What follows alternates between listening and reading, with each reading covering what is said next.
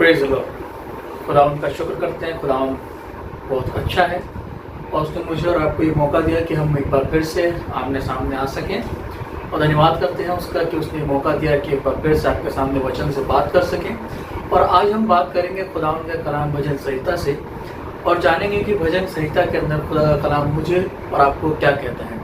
ये भजन उन लोगों के लिए है जो खुदा से प्रेम करते हैं, जो खुदा के लोगों से प्रेम करते हैं, जो खुदा की बातों से प्रेम करते हैं, जो खुदा का भय मानते हैं, जो खुदा के काम को करने में खुदा के लोगों की मदद करते हैं और अपने आप को खुदा के लिए समर्पित करते हैं या अपने आप को खुदा के लिए खर्च करते हैं। आज ये वचन उन लोगों के लिए है। तो आइए ज़्यादा ना बात करते हुए खुदा के कलाम में चलें, जो आपको मिलेगा भजन संहिता की किताब उसका 45वां अध्याय, और उसकी अगर 12वें आयत को पढ़े तो वहाँ पर यूँ लिखा है, सोर की राजकुमारी भी भेंट करने के लिए उपस्थित होगी, प्रजा के धनवान लोग तुझे प्रसन्न करने का यत्न करेंगे। हालेलुया। खुदावंद का कलाम मुझे और आपको बताता है कि सोर की राजकुमारी भी भेंट करने के लिए उपस्थित होगी। अब ये सोर की राजकुमारी का क्या मतलब है? सोर की राजकुमारी को अगर हम देखें तो एक तरीके से शैतान को दर्शाता है, शैतान के साम्राज्य को दर्शाता है, शैतान के कार्यों को या शैतान के राज्य को या बादशाहत को अगर हम कहें तो उसको दर्शाता है। आप कहेंगे कि ये सोर से शैतान का क्या संबंध, कैसे उसको हम माने। मेरे साथ एक आयत निकाले जो आपको मिलेगी मत्ती रचित सुसमाचार और उसका 15वां अध्याय, मत्ती रचित सुसमाचार उसका 15वां अध्याय, और अगर हम 21वीं आयत से पढ़ें तो वहाँ पर यूँ लिखा है, यीशु वहाँ से निकलकर सूर और सैदा के प्रदेश को चला गया। उस प्रदेश में कनानी स्त्री चिल्ला चिल्ला कर कहने लगी, हे दाऊद की संतान, मुझ पर दया कर, मेरी बेटी को दुष्ट आत्मा सताता है। कहाँ पर गया यीशु मसीह निकल के? सूर और सैदा। ये वही जगह है जहाँ की अभी हम बात कर रहे हैं पुराने नियम भजन संहिता के अंदर। सोर का जो बादशाह है, सोर की जो राजकुमारी, वो भी भेंट करने के लिए आई। अगर हम आगे चले तो आगे यूँ लिखा हुआ है, और धनवान लोग तुझे प्रसन्न करने का यत्न करेंगे। यहेजकेल की किताब को अगर हम खोलने देखिए, मैं ज़्यादा वचन इसलिए नहीं पढ़वाऊँगा क्योंकि ज़्यादा वचन पढ़ने से हम समझ नहीं पाएंगे, इसलिए कुछ थोड़े वचन मैं आपके सामने शेयर करूँगा जिसको आप अपने आप भी पढ़ सकते हैं। और यहाँ पर अगर हम पढ़ें तो यहाँ पर यूँ लिखा हुआ है, यहेजकेल की किताब उसका 28वां अध्याय और उसकी पहली आयत में यूँ लिखा है, यहोवा का ये वचन मेरे पास पहुँचा। किसके पास पहुँचा? यहेजकेल के पास, जो खुदा का नबी है, जो खुदा का खादिम है, जो प्रभु की सेवा करता है, उसके पास ये वचन पहुँचा। और यूँ लिखा है, हे मनुष्य के संतान, सोर के प्रधान से कह, परमेश्वर यहोवा यूँ कहता है, तूने मन में भूल कर यह कहा है, मैं ईश्वर हूँ, मैं समुद्र के बीच परमेश्वर के आसन पर बैठा हूँ, परंतु यद्यपि तू अपने आप को परमेश्वर का सा दिखाता है तो भी तू ईश्वर नहीं, मनुष्य ही है। यहाँ पर खुदा का कलाम बता रहा है कि एक व्यक्ति है जिसने अपने आप को ये कहा है कि मैं परमेश्वर हूँ, मैं परमेश्वर के सिंहासन पर बैठा हूँ, समुद्र के बीच में परमेश्वर के सिंहासन पर बैठा हूँ।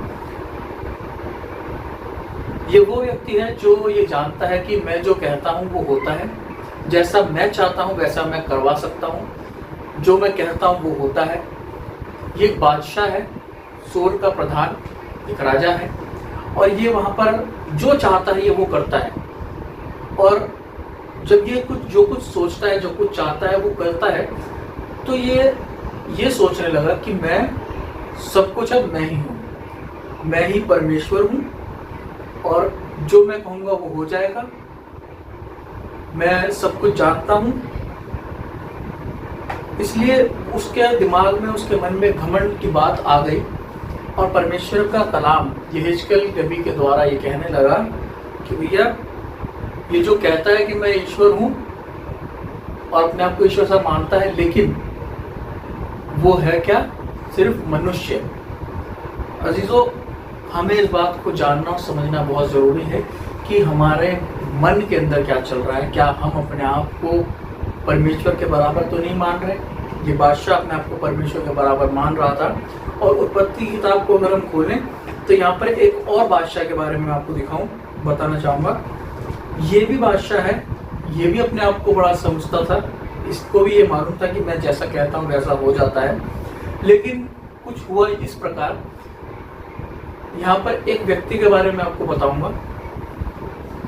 वो व्यक्ति उसके यहाँ पर काम करने आया, राजा को उसकी काम करने का तरीका समझ में आया, राजा ने उसको अपने यहाँ रख लिया। लेकिन राजा की जो बीवी थी उसने उसके ऊपर दोष लगाकर उसे जेल खाने में बंद करा दिया। अब आपको समझ में आ रहा होगा कि कौन व्यक्ति है। अब ये व्यक्ति जेल खाने में बंद है, बादशाह जो चाहता है वो कर सकता है, इसको जेल खाने में डाल दिया गया। बादशाह के दो शख्स थे खास, एक पिलाने वाला एक खिलाने वाला। उन दोनों ने कुछ गलती करी और उनको भी उठाकर जेल खाने में पहुंचा दिया गया। अब ये लोग भी उस व्यक्ति के पास आ गए और ये व्यक्ति के साथ बैठे हैं, सजा काट रहे हैं। और इन दोनों ने एक स्वप्न देखा, दोनों उन व्यक्तियों ने जो जेल खाने में डाले गए। अब जब ये स्वप्न देखा इन्होंने, ये लोग परेशान हो गए क्योंकि इनको इसका मतलब समझ में नहीं आया। इन्होंने उस व्यक्ति से पूछा कि तू हमें इन सपनों का अर्थ बता। उस शख्स ने उनका अर्थ उनको बताया और जब बताया तो उसने कहा कि देख, जब राजा तुम्हारा फैसला करे तो राजा से मेरे बारे में भी बात करना, क्योंकि वो व्यक्ति बिना किसी अपराध के, बिना किसी गुनाह के वहां पर जेल खाने में बंद है। इनकी सजा माफ हुई और ये लोग बाहर निकले। जिसने गलती करी थी उसको सजा मिली और इसको बहाल कर दिया गया। ये फिर से राजा के भवन में काम करने लगा और काम करते करते एक दिन बादशाह ने सपना देखा और उसका मतलब उसको समझ में नहीं आया। जब वो उसका मतलब नहीं समझ पाया तो उसने अपने राज्य के हर एक उस व्यक्ति को बुला लिया जो सपनों का मतलब बताना जानता था और उसने अपने सपने उन लोगों को बताए। लेकिन उनमें से एक भी व्यक्ति राजा के सपनों का मतलब नहीं बता पाया और सब बहुत परेशान। ये सब हो ही रहा था कि वो जो पिलाने वाला था उसको एकदम याद आया और उसने बादशाह से कहा कि मैं एक ऐसे व्यक्ति को जानता हूं जो तेरे सपनों का मतलब ठीक ठीक तुझे बता सकता है।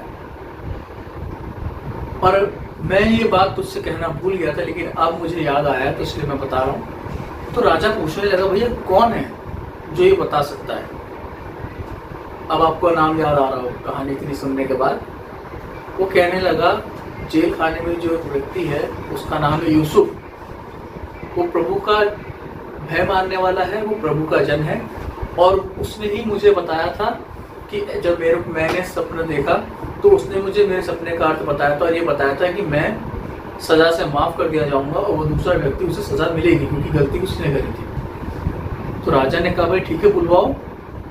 राजा ने उससे मिलने की प्रतिक्रिया जाहिर करी और राजा को जब उससे मुलाकात हुई तो राजा ने उसको अपने स्वप्न बताया। पहला स्वप्न जब बताया तो उसने बताया कि मैंने देखा कि 7 पतली गायें हैं और 7 मोटी गायें हैं।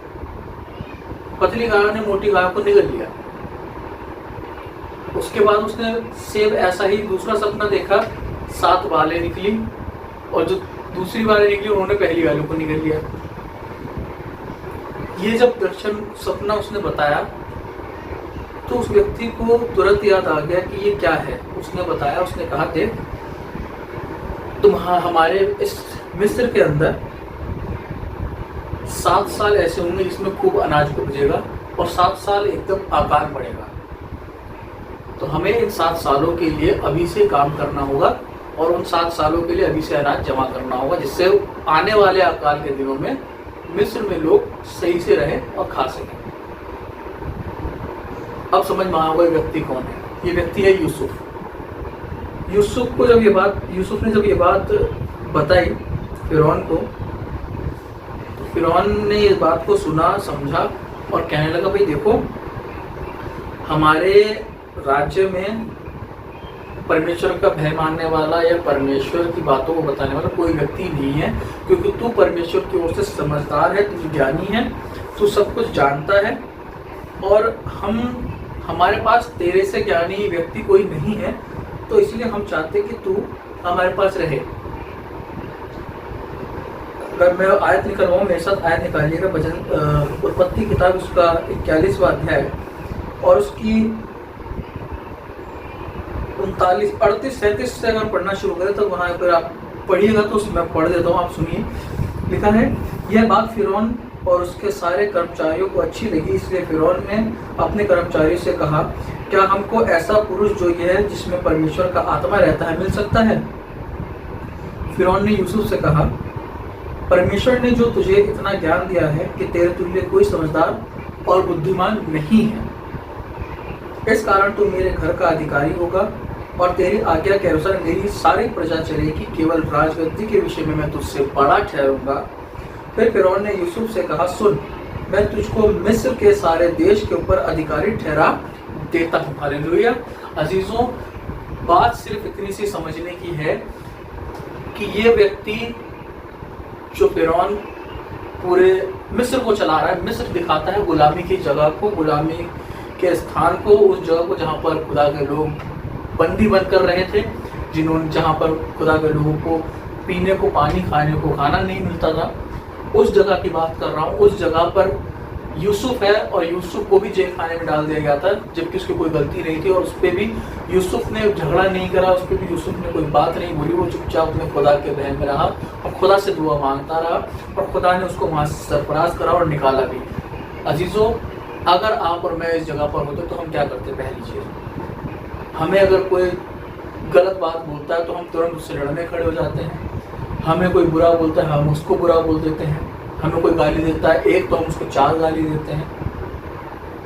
अजीजों, मैं आपको बताऊं, एक पादिरी आपको मैं जानता हूँ,